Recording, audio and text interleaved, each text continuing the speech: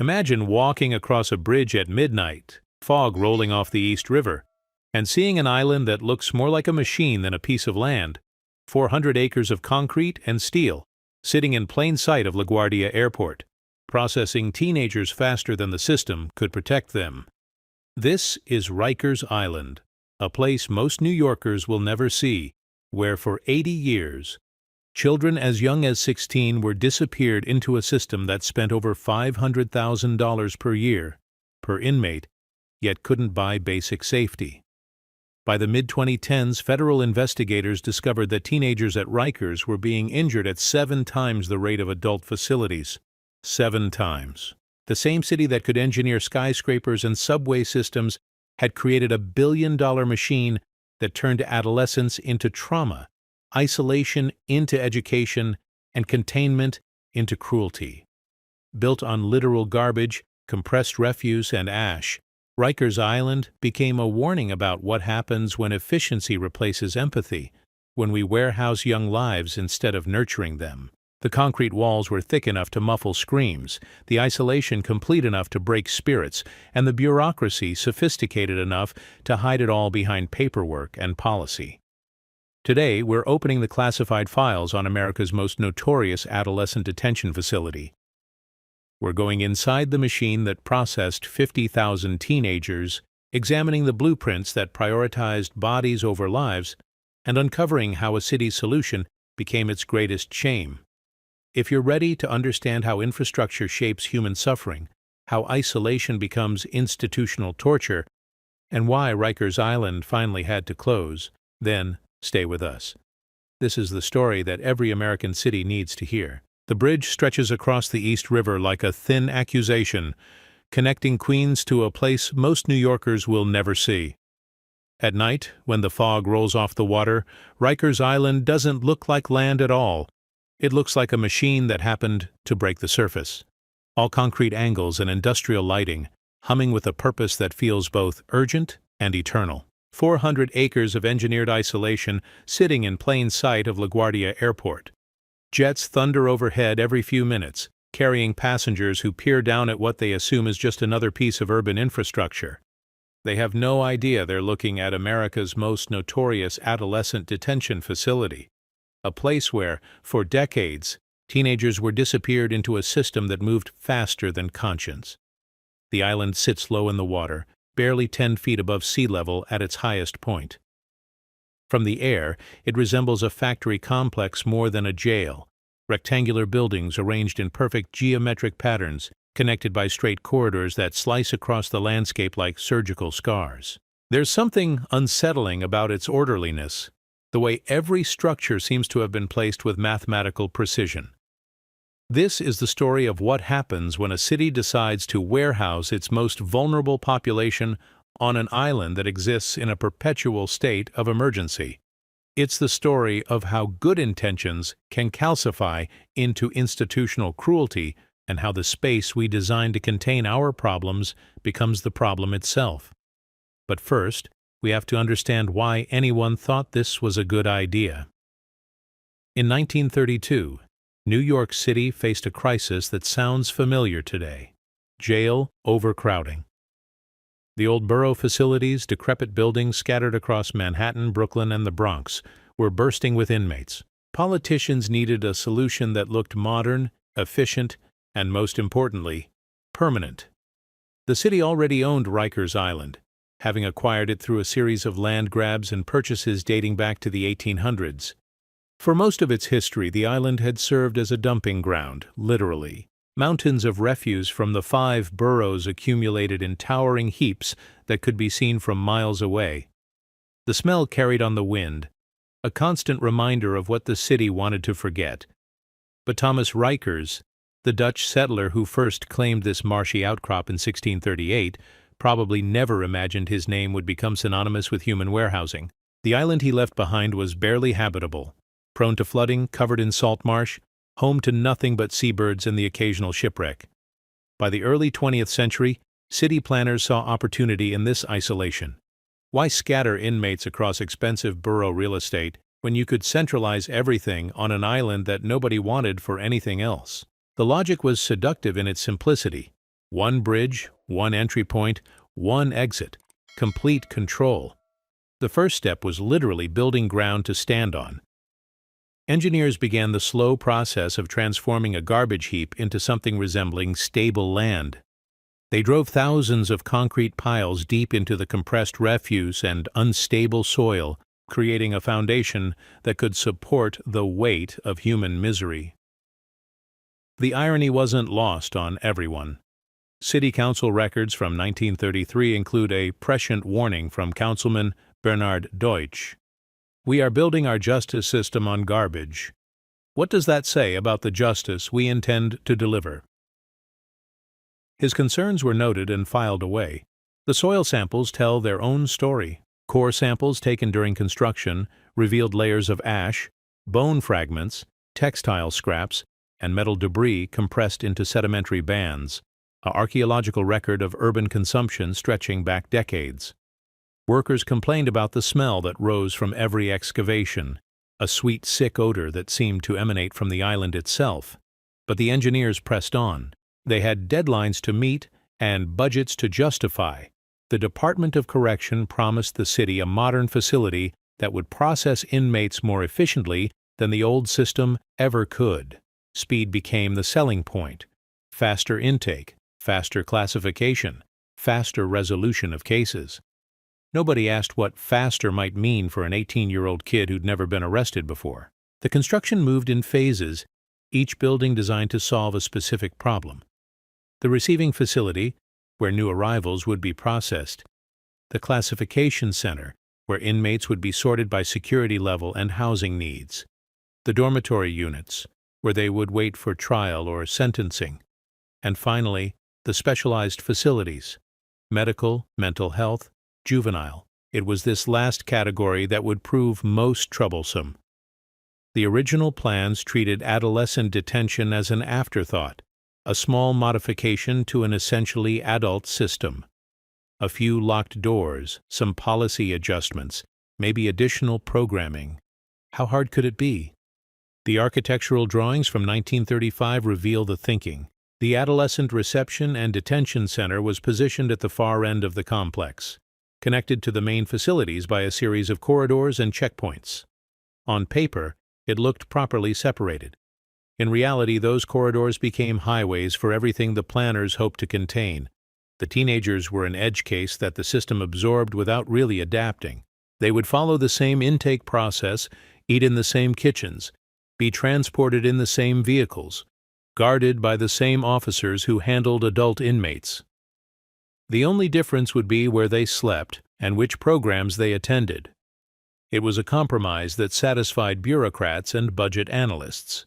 It would prove catastrophic for the young people who had to live with its consequences. By 1936, the first phase of construction was complete. The receiving facility opened with great fanfare, a ribbon-cutting ceremony attended by Mayor Fiorello LaGuardia himself. The press coverage emphasized the modern design, the efficiency of the layout, the cost savings compared to maintaining scattered borough facilities. "Today we open a new chapter in corrections," LaGuardia declared, standing before a building that looked more like a federal office complex than a jail, a facility designed for the 20th century, where rehabilitation and public safety work hand in hand. The Department of Correction had prepared detailed statistics to impress the assembled officials. The new facility could process 60% more inmates per day than the combined borough jails. The centralized design would reduce transportation costs by 40%. The island location would virtually eliminate escapes. What they didn't mention was that the facility had been designed around a single metric: throughput, how many bodies could be moved through the system in the shortest possible time. Every other consideration, rehabilitation, education, mental health, human development, was secondary to this primary goal. The first teenagers arrived 3 months later, transported across the bridge in the same buses used for adult inmates. They were processed through the same metal detectors, photographed with the same equipment, assigned numbers from the same sequence. The only accommodation for their age was a different colored uniform, light blue instead of orange. The guards had received a brief orientation about adolescent detention, mostly focused on legal requirements and policy differences. They learned that inmates under 18 couldn't be placed in punitive segregation for more than 15 days at a time. They learned that educational services were mandatory, not optional. They learned that certain medical treatments required parental consent. What they didn't learn was how to talk to a 16-year-old who was experiencing his first night in jail, or how to de-escalate conflict between teenagers whose frontal lobes weren't fully developed yet, or how to recognize when a young person was becoming suicidal rather than just difficult. The system had been designed by people who understood concrete and steel better than they understood child development.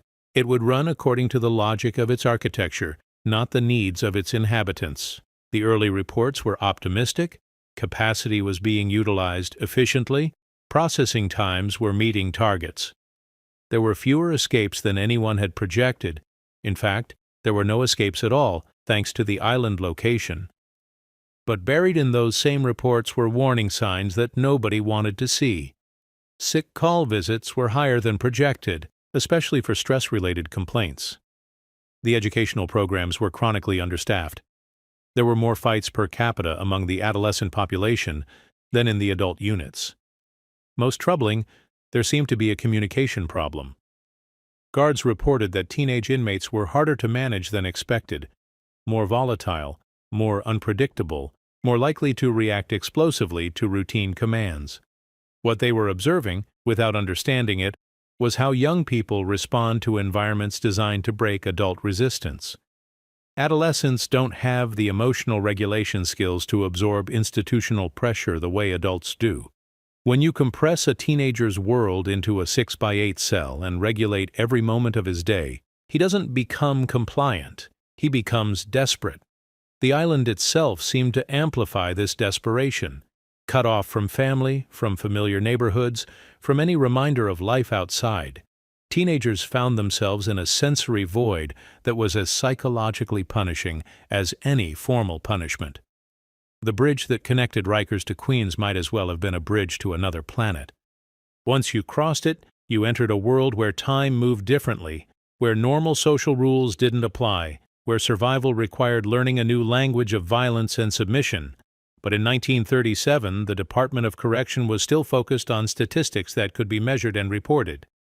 Beds filled, processing times met, costs controlled. The island was performing exactly as designed, a machine for converting legal problems into contained populations. It would take decades for anyone in authority to ask whether that machine was producing anything besides more problems. And by then, thousands of young lives would have been fed into its gears, emerging damaged in ways that wouldn't show up in any statistical report. The blueprint was complete. The foundation had been laid literally on garbage, symbolically on assumptions about efficiency and control that no one had bothered to question. Now the machine was ready to run, and it would run for 70 years, processing teenagers at industrial speed, while the city that built it slowly forgot to ask what it was actually producing. The alarm cuts through the darkness at 5:30 every morning, a metallic shriek that bounces off concrete walls and penetrates every corner of the adolescent reception and detention center. It's not designed to wake people gently. It's designed to establish from the first moment of consciousness who controls time in this place. 17-year-old Marcus Williams has been awake for an hour already, lying on his narrow mattress and counting the footsteps in the corridor outside his cell. He's learned to distinguish between the different guards by the rhythm of their walk. Officer Patterson's measured stride, Officer Martinez's quick shuffle, Officer Johnson's heavy boots that seem to announce his mood with every step. The count begins at 6. Footsteps stop at each cell door. A flashlight beam sweeps across the small window. A number gets recorded on a clipboard. The process takes 45 minutes for the entire unit. 45 minutes during which every teenager on the tier must remain visible and still, demonstrating their continued existence to the satisfaction of the state. Marcus has been here for 6 months, waiting for his case to move through the courts. He's learned that time is different on Rikers Island. Not just slower, but structured according to a logic that has nothing to do with human needs. Meals happen when the kitchen is ready, not when people are hungry. Showers happen when enough guards are available to supervise, not when people feel dirty. Movement happens according to the schedule, not according to any natural rhythm. By 7:15, the tier is unlocked for breakfast movement. The process is choreographed with military precision. Cells open in sequence. Inmates step out and face the wall, hands behind backs, while guards check each cell for contraband or damage. Then movement down the corridor in single file. No talking. Eyes forward. The cafeteria is a cavernous space designed to feed 800 people in 30-minute shifts. The acoustic design seems calculated to maximize noise. Sound bounces off bare walls and metal surfaces, creating a constant din that makes conversation impossible anyway, which might be the point. Marcus takes his tray and finds an empty spot at one of the long metal tables. The food is designed for efficiency, not nutrition. Processed, portion-controlled, delivered at temperatures that suggest it was prepared hours ago in a central kitchen somewhere else on the island. He's learned not to think about where exactly. Breakfast lasts 20 minutes. Then it's movement back to the cells for another count. Then unlocking for school movement. The school building is a quarter-mile walk through a series of corridors and checkpoints, each requiring guards to unlock gates, check paperwork, and verify that every inmate is accounted for. The walk takes 15 minutes on a good day when all the guards show up for their shifts. On days when the facility is running short-staffed, which is most days, the walk can take an hour, with groups of teenagers waiting in holding areas while guards are repositioned from other duties. Marcus has missed more school days due to escort delays than due to illness or disciplinary problems.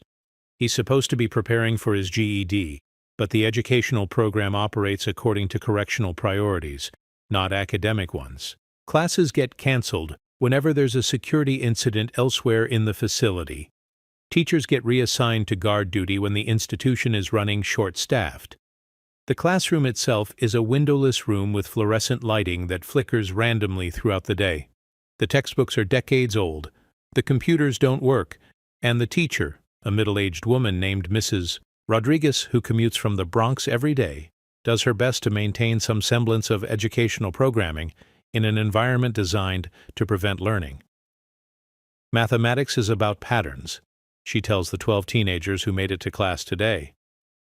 About understanding how things relate to each other?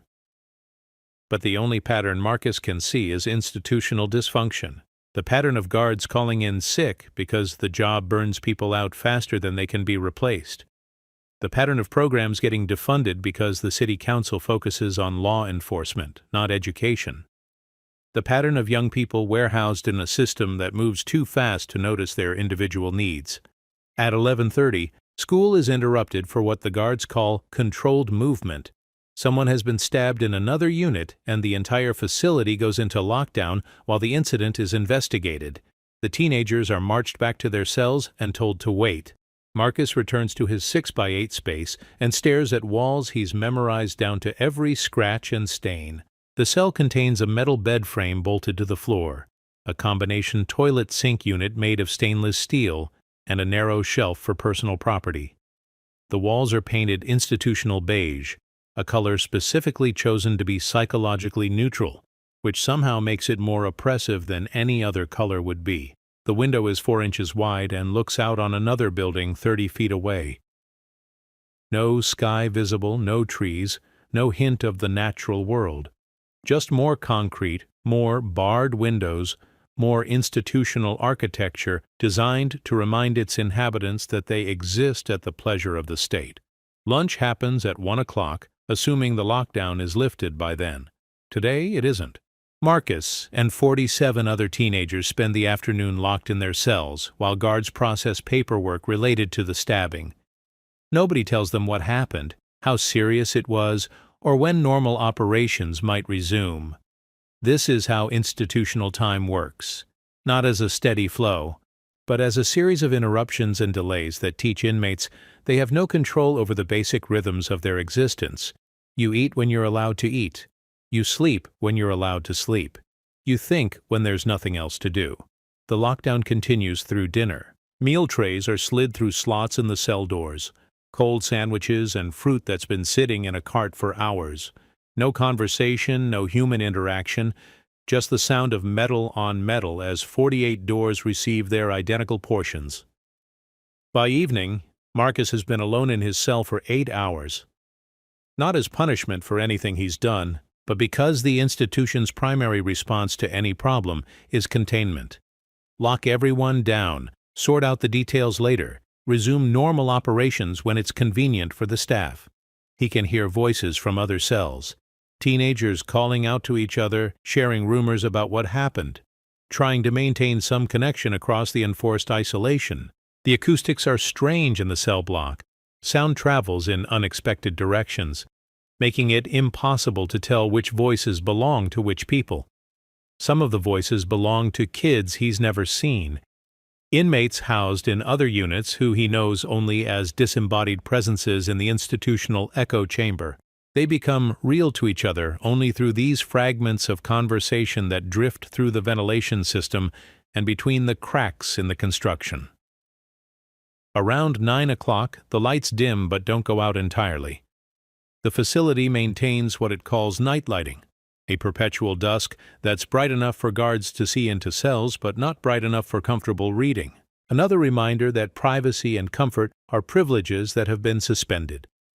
Marcus lies on his mattress and listens to the sounds that define nighttime on Rikers Island. The hum of ventilation systems that run 24 hours a day. The periodic clang of metal doors somewhere in the complex. The distant wail of sirens from ambulances and police cars crossing the bridge to respond to incidents in other units. And underneath it all, a sound that took him weeks to identify, the building itself settling and shifting, concrete and steel responding to temperature changes and the weight of human desperation. The institution breathes like a living thing, expanding and contracting according to forces that its inhabitants can feel but not control. Tomorrow will be identical to today, assuming there are no incidents that trigger another lockdown. Count at 5:30, breakfast at 7:15, school movement at 9 if enough guards show up for work. The same corridors, the same checkpoints, the same institutional rhythms that reduce human existence to a series of logistical problems. But tonight, Marcus stares at the ceiling and tries to remember what it feels like to make a decision about anything. When to wake up, what to eat, where to go, who to talk to. The small freedoms that he never thought about before they were taken away. The guards working the overnight shift make their rounds every hour, shining flashlights through cell windows to verify that inmates are present and breathing. The light cuts across Marcus's face like a small violation, a reminder that even sleep is subject to institutional surveillance. He's learned to sleep lightly, alert to changes in the rhythm of the place. Footsteps moving faster than usual might mean trouble somewhere in the building. Voices raised in urgent conversation might mean another incident is developing. Radio chatter might mean lockdown procedures are being activated. The institution has trained him to live in a state of constant readiness for something he can't control or understand. His nervous system operates at a level of alertness that would be appropriate for actual combat, except that the enemy is the place itself, the environment that's supposed to be preparing him for productive citizenship. Somewhere in the complex, guards are playing cards in break rooms, watching television, complaining about overtime and understaffing and inmates who don't show proper respect for authority. They talk about teenagers like Marcus as numbers in a system, problems to be managed, risks to be contained. They don't talk about what it means for human development when you take a 17-year-old brain, still forming, still learning how to regulate emotion and make long-term decisions, and subject it to months of institutionalized powerlessness. The research on adolescent brain development wouldn't become widely known for another decade. But even without that research, anyone paying attention could see what extended detention was doing to young people like Marcus. The hypervigilance, the depression, the way normal teenager emotions became amplified into something that looked like mental illness. Instead, the guards see defiance where they should see desperation, manipulation where they should see survival instincts, violence where they should see young people responding normally to an abnormal environment. The night shift ends at 6 with another count, another round of flashlights sweeping across cell windows, another verification that the machine has successfully contained its human cargo for another 12 hours, and then the alarm sounds again, metallic and urgent, announcing that a new day of institutional time is about to begin. The same rhythms, the same routines, the same careful choreography of control and submission that defines existence on an island where time moves according to correctional logic, not human needs. Marcus gets up and prepares to demonstrate his continued existence to the satisfaction of the state. He lines up for count, follows orders for movement, accepts his meal tray without complaint. He has learned the fundamental lesson that Rikers Island was designed to teach, that his time, his body, his very presence in the world are subjects to institutional authority. What he hasn't learned, what the system isn't designed to teach, is anything that might help him build a productive life outside these walls. The machine is very good at processing human beings. It's not particularly interested in what it produces. The federal investigation begins with a single piece of surveillance footage that should never have left the island. 23 seconds of digital video that captures something the Department of Correction had managed to keep hidden for decades, what actually happens when the cameras are rolling, but nobody thinks they're being watched. The date stamp reads October 15, 2014. The location is a corridor in the Robert N. Devoren complex, the facility that houses most of Rikers' adolescent population. The time is 2:17 in the afternoon, during what the official logs describe as a routine escort movement. In the footage, 18-year-old Khaliev Browder is walking between two correction officers when something goes wrong. The audio is poor, but you can see the conversation escalate from routine to tense to explosive in the span of 15 seconds. Browder appears to say something that one of the officers doesn't like. The officer says something back. Browder takes a step backward. What happens next is difficult to watch, even for investigators who have seen hundreds of hours of prison violence. The officer lunges forward and drives Browder into the concrete wall with enough force to crack the impact-resistant plaster. Browder tries to protect his head with his hands. The second officer joins in. The beating lasts 47 seconds. During that time, 3 other staff members walk past the incident without intervening. A supervisor appears at the end of the corridor, observes what's happening, and continues walking in the opposite direction. When it's over, Browder is left unconscious on the floor while the officers complete their paperwork. The incident report, filed 3 hours later, describes a minor altercation during which an inmate sustained facial injuries after falling during escort movement. No mention of the wall, no mention of the supervisor, no mention of the fact that the entire incident was recorded by cameras that the Department of Correction had installed to monitor staff behavior, not inmate behavior. The footage reaches the outside world through a chain of events that nobody could have predicted. A correction officer named Daniel Fitzpatrick, working the night shift in a different facility, happens to be reviewing security recordings as part of a routine investigation into missing commissary items. He's supposed to be looking for evidence of theft, but instead, he discovers something much more damaging. Fitzpatrick has been working at Rikers for 6 years. He's seen plenty of violence. Between inmates and staff, between staff and the institution itself. But something about this particular footage bothers him in a way he can't articulate at first. Maybe it's the casual nature of the assault, the way the officers seem bored rather than angry, the way they return to their routine conversation while Browder is still unconscious on the floor, the administrative efficiency with which they convert a human being into a problem that can be solved with paperwork. Fitzpatrick makes a copy of the footage and takes it home. He spends 3 weeks trying to convince himself that what he witnessed was somehow justified, somehow necessary, somehow consistent with the job he thought he was doing when he became a correction officer. But every time he watches the footage, he sees something that looks less like law enforcement and more like criminal assault. Eventually, he contacts a reporter at the New York Times who has been writing about conditions at Rikers for several years.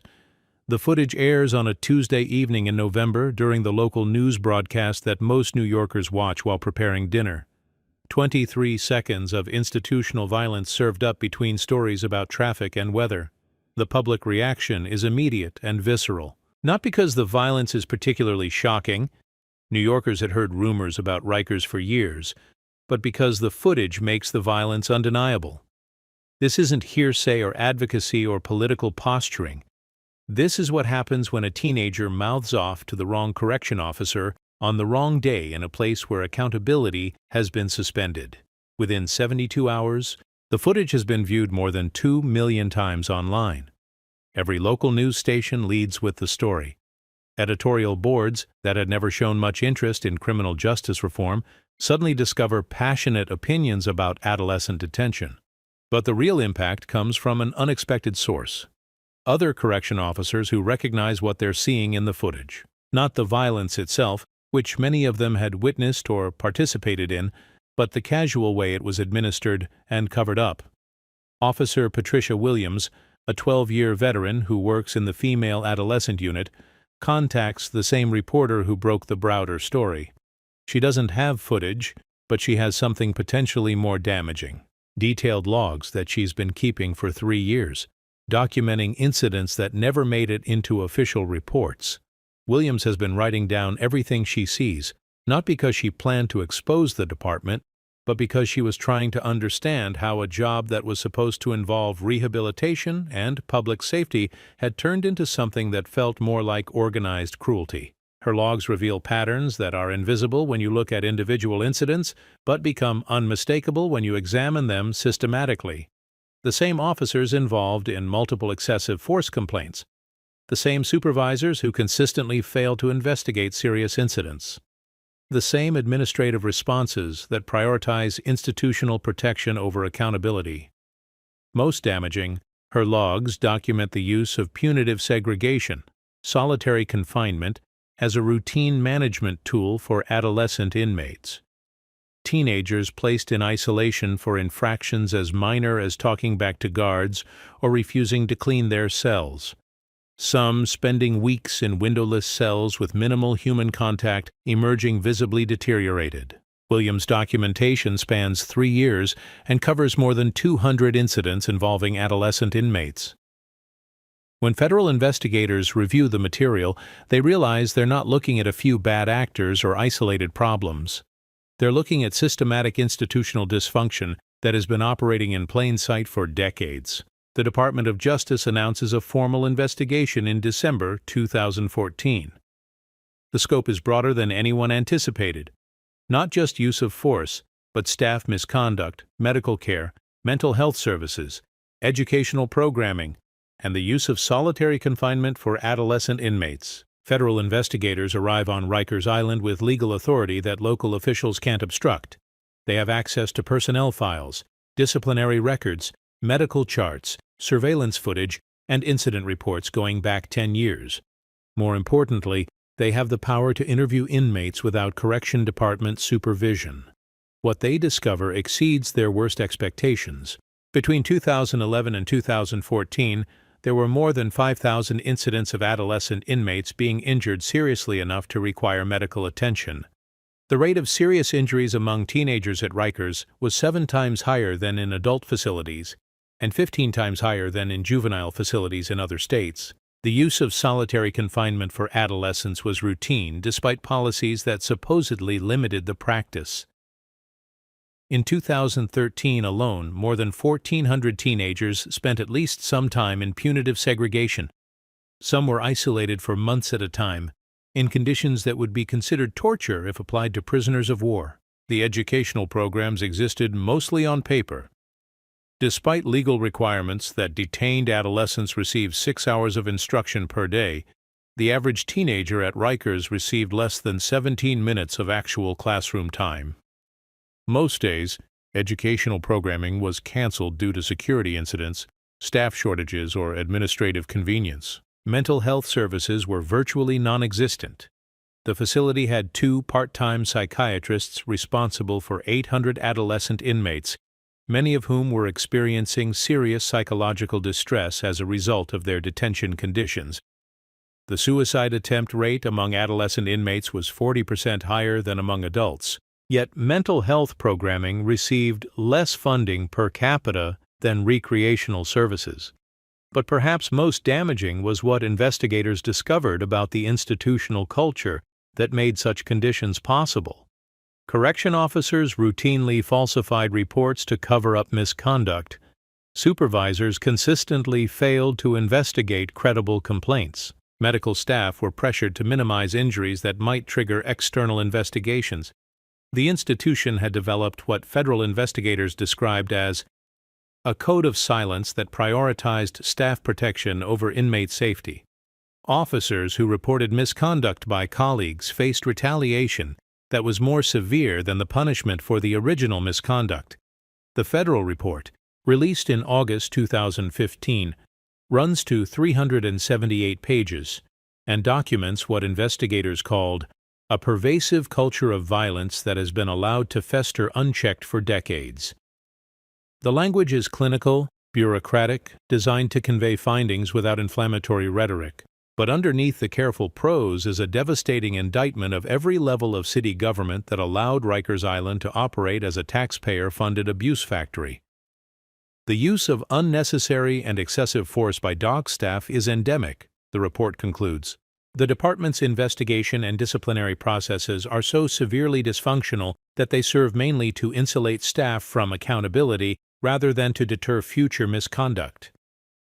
The financial costs are as staggering as the human costs. Federal investigators calculate that the city was spending an average of $556,000 per year for every adolescent detained at Rikers. This figure includes not just detention costs, but medical care, legal fees, settlements for abuse cases, and the administrative overhead required to maintain such a dysfunctional system. To put that number in perspective, the city could have sent every teenager at Rikers to Harvard University for 4 years and still saved money compared to what it was spending to warehouse them on the island.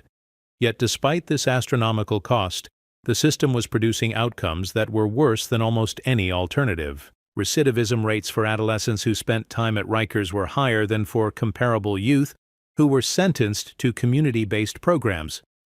Educational and vocational outcomes were dismal. Mental health outcomes were catastrophic. The city was spending more money to achieve worse results than any other juvenile justice system in the country. But because the costs were hidden in multiple budget lines across different agencies, and because the outcomes affected populations that had little political power, the dysfunction was able to continue unchallenged for decades. The federal investigation triggered a cascade of additional scrutiny. State investigators, prompted by the federal findings, began their own review of conditions at Rikers. The city council, suddenly concerned about legal liability, demanded answers from the Department of Correction. Advocacy groups, emboldened by federal support, filed dozens of lawsuits seeking damages for individual inmates. But perhaps the most significant response came from an unexpected source: correction officers themselves, who began speaking publicly about working conditions that they described as dangerous and demoralizing. Officer Marcus Torres, a 7-year veteran, testified before the city council that he and his colleagues were set up to fail by an institutional structure that provided inadequate training, impossible staffing ratios, and no meaningful support for dealing with the complex needs of adolescent inmates. You put someone like me, a guy from Queens who barely graduated high school, in charge of 40 teenagers with serious mental health problems, and you're surprised when things go wrong? Torres asked the council members. I never had training in adolescent psychology. I never had training in de-escalation. I had 3 weeks of training in how to use handcuffs and write reports. Torres described working conditions that sounded more like combat duty than civilian employment. Mandatory overtime that kept officers on duty for 24 hours at a time. Chronic understaffing that meant single officer supervising housing units designed for multiple staff members. Equipment shortages that forced officers to improvise safety protocols. The kids know we're overwhelmed, Torres explained. They know we don't have backup. They know we're tired and stressed and just trying to get through our shift without anyone getting hurt. That's not a recipe for rehabilitation. That's not even a recipe for safety. That's a recipe for something that looks more like a Lord of the Flies. The institutional response to federal scrutiny was predictable.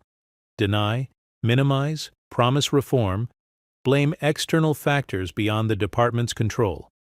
Commissioner Joseph Ponte, appointed specifically to reform Rikers Island, announced a series of policy changes designed to address the federal findings. Use of force would be more strictly regulated. Solitary confinement for adolescents would be limited to 30 days. Educational programming would be expanded. Mental health services would be enhanced. Staff would receive additional training in adolescent development and trauma-informed care. But implementation of these reforms ran into the same institutional resistance that had allowed the problems to develop in the first place. Line staff complained that new policies made their jobs more difficult without providing additional resources. Supervisors worried that stricter oversight would increase their liability for incidents they couldn't prevent. Union representatives argued that management was scapegoating rank-and-file officers for systemic problems. Most fundamentally, the reforms attempted to fix problems that were embedded in the architecture of the place itself. You couldn't make Rikers Island humane by changing policies any more than you could make a factory into a home by changing the work rules. The design of the institution, its isolation, its scale, its administrative structure, made abuse almost inevitable. The federal monitors assigned to oversee compliance with the reform agreement documented continued problems despite the policy changes. Use of force incidents declined slightly, but remained well above national standards. Solitary confinement was technically limited, but officers found creative ways to isolate inmates through administrative segregation and medical observation that served the same punitive function. Educational programming expanded on paper, but continued to be disrupted by security incidents and staff shortages. Mental health services added positions that remained unfilled due to the difficulty of recruiting qualified professionals to work in a correctional environment. The fundamental problem was becoming clear to anyone paying attention. Rikers Island wasn't broken. It was working exactly as designed. The island had been built to warehouse human beings as efficiently as possible, and it was very good at that job. The fact that it was destroying the people it warehoused wasn't a bug in the system, it was a feature. The decision comes not as a dramatic moment of moral revelation, but as a quiet admission of bureaucratic defeat. On a rainy Thursday afternoon in April 2017, Mayor Bill de Blasio stands at a podium in the basement of City Hall and announces that New York City will close Rikers Island within 10 years. The room is full of reporters, advocates, and city officials who have been waiting decades for this moment. But de Blasio's tone is subdued, almost reluctant, as if he's announcing a surrender rather than a victory, which, in many ways, he is. "The time has come," he says, reading from prepared remarks that sound like they were written by committee, "to acknowledge that Rikers Island as we know it cannot be reformed. The facility must be closed and replaced with a new model of justice that emphasizes rehabilitation over punishment." The language is careful, political, designed to frame closure as progress rather than admission of institutional failure. But everyone in the room understands what the mayor is really saying. After 80 years of operation, after hundreds of reform efforts, after federal investigations and consent decrees and monitoring agreements, Rikers Island has proven impossible to fix. The announcement triggers a complex mixture of relief, skepticism, and fear. Relief from advocates who have spent years documenting the human cost of the island's operation. Skepticism from critics who doubt the city's commitment to actually follow through on closure. Fear from correction officers who wonder what will happen to their jobs. But for the teenagers still trapped in the system, the announcement feels abstract and distant. 10 years might as well be forever when you're 17 years old and facing an uncertain sentence in a place that operates according to the logic of institutional survival rather than human development. Jamal Robinson is 19 now, technically an adult, but still housed in the adolescent unit because of when his case began. He's been on the island for 14 months, longer than some people spend in college, waiting for a trial that keeps getting delayed for reasons nobody bothers to explain to him. He hears about the closure announcement on the television in the day room, a brief news item squeezed between stories about budget negotiations and traffic accidents. The reporter mentions that current inmates will be transferred to new facilities as they come online, but there's no timeline, no details, no acknowledgement that people are living through this transition. Jamal has learned not to believe promises about his future made by people who don't have to live with the consequences. He's heard plenty of promises about reforms and improvements and policy changes that never seem to affect the daily reality of institutional life. The guards don't seem to know any more than the inmates do. Officer Sarah Chen, one of the few staff members who treats the teenagers with something resembling human dignity, admits that she found out about the closure the same way everyone else did, watching the news.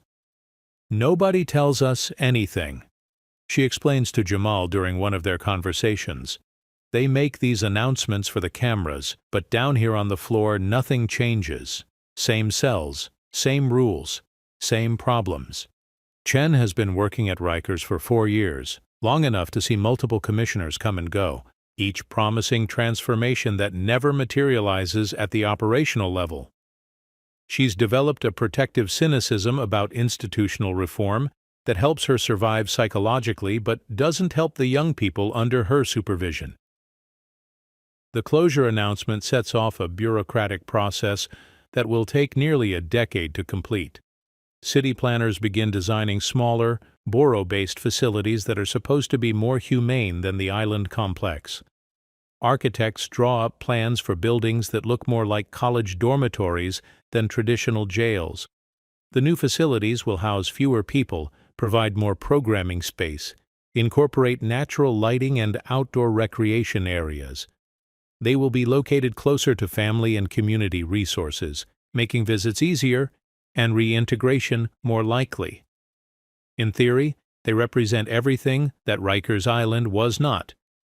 But the planning process reveals how difficult it is to unwind 80 years of institutional inertia. The new facilities will still be jails, still designed primarily for security rather than rehabilitation. The same guards will staff them, bringing with them the same culture and attitudes that made Rikers Island dysfunctional. Most fundamentally, the new system will still be based on the premise that public safety requires warehousing people away from their communities.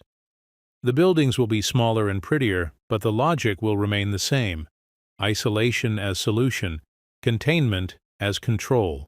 The financial costs of closure prove as staggering as the human costs of operation.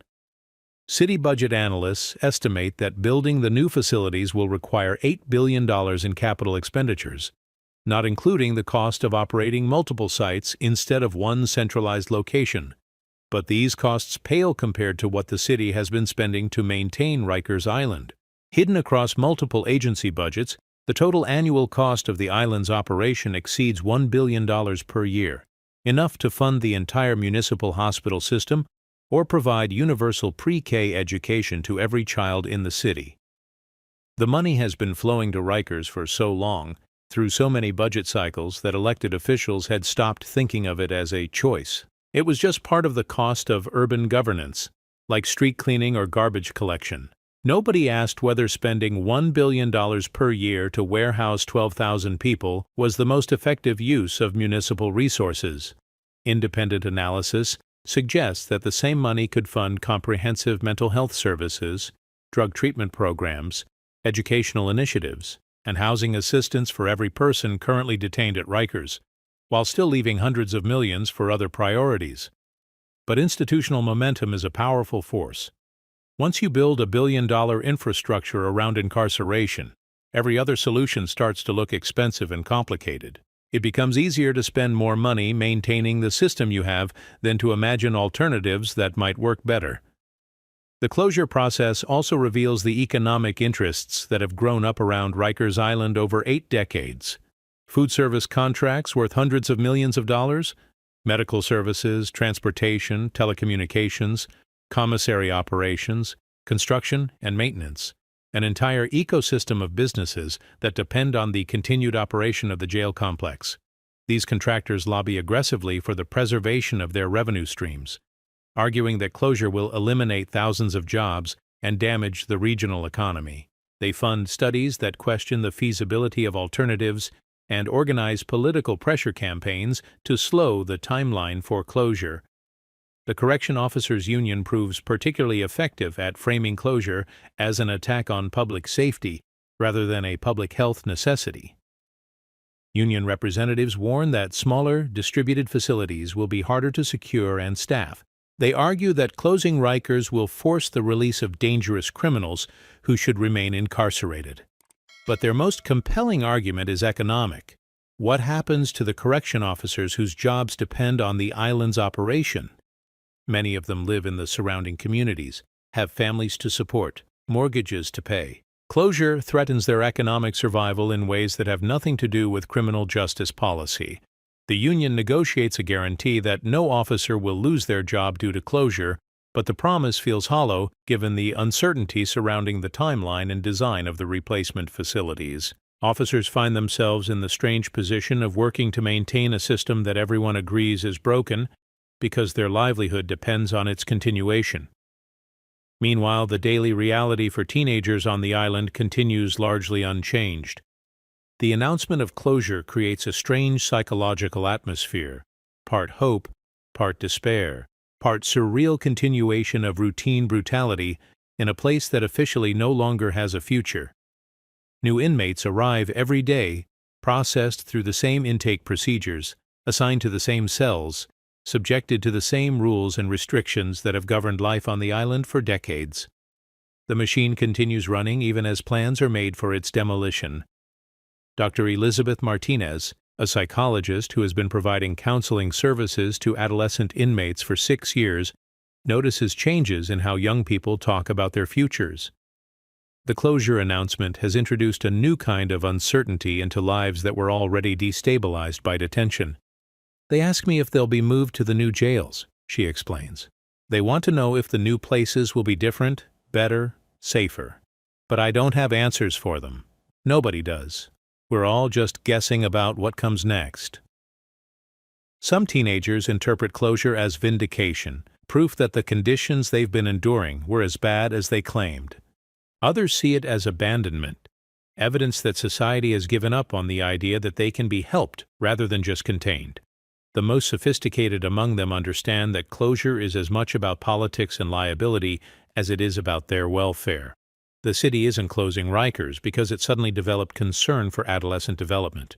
It's closing Rikers because the federal investigations and media attention have made the status quo too expensive to maintain. Khalif Browder, the teenager whose beating was captured in the surveillance footage that helped trigger the federal investigation, doesn't live to see the closure announcement. He hanged himself in his family's Bronx apartment in June 2015, 2 years after being released from Rikers Island. Browder spent 3 years on the island, most of it in solitary confinement, waiting for a trial that never came on charges that were eventually dismissed. He was 16 when he was arrested for allegedly stealing a backpack. He was 19 when he was finally released. His adolescence stolen by a system that was designed to process cases quickly, but instead processed him into institutional trauma. His death becomes a symbol of everything wrong with adolescent detention at Rikers Island. But it also reveals the inadequacy of reform as a response to systematic dehumanization. Browder was released into a world that had no understanding of what 3 years of institutional torture had done to his psychological development. The trauma of Rikers followed him home, manifesting as depression, paranoia, and post-traumatic stress that his family and community were not equipped to address. Mental health services in the Bronx are chronically underfunded and overwhelmed. Browder fell through every crack in a service delivery system that was almost as dysfunctional as the institution that had damaged him. His suicide note, released by his family months later, includes a line that haunts everyone who reads it. "I never left that place. It's still inside me, eating away at everything good I ever had." Browder's death forces uncomfortable questions about what closure actually means for the young people who have already been processed through the island's machinery of trauma. What kind of support do they need to rebuild lives that were disrupted during crucial developmental years? How do you compensate for educational opportunities lost, family relationships damaged, trust in institutions destroyed? The city's closure plan includes provisions for victim services and trauma counseling, but the resources allocated are minimal compared to the scale of damage that 8 decades of operation have produced. Thousands of former inmates carry psychological scars that will never fully heal, economic disadvantages that will persist across generations. Closure is necessary, but it's not sufficient. It ends the production of new trauma without addressing the accumulated damage of past trauma. It stops the machine without repairing what the machine has broken. The teenagers still on the island understand this distinction better than most adults involved in the political process. They know that closing Rikers Island won't undo what happened to them there. It won't restore the time they lost, the education they missed, the relationships that were severed by their detention. But they also know that closure means fewer young people will go through what they've experienced. The machine that processed them will finally stop processing others. That knowledge provides a small measure of meaning to suffering that otherwise feels senseless and wasteful. As the closure process slowly unfolds over the following years, Rikers Island begins its transformation from active detention facility to historical artifact. Buildings that once housed thousands of teenagers sit empty, their cells gathering dust, their corridors echoing with sounds from a past that everyone wants to forget. But the island itself remains, a physical reminder of choices made and unmade over 8 decades of urban governance. The concrete and steel will outlast the policies that created them. The infrastructure of institutionalized cruelty will persist long after the cruelty itself has been relocated to smaller, more humane-looking facilities. What remains is the question that closure was supposed to answer, but somehow never quite addresses. What do we do with young people who break rules in a society that has broken its promise to provide them with meaningful opportunities for legitimate success? The new jails will be smaller, prettier, closer to families and communities, but until that larger question is answered, they will still be jails, still designed primarily to contain rather than heal, still operating according to the fundamental assumption that some young people are beyond help and can only be managed through isolation and control. Rikers Island is closing, but the logic that created Rikers Island lives on, waiting to be embedded in whatever comes next.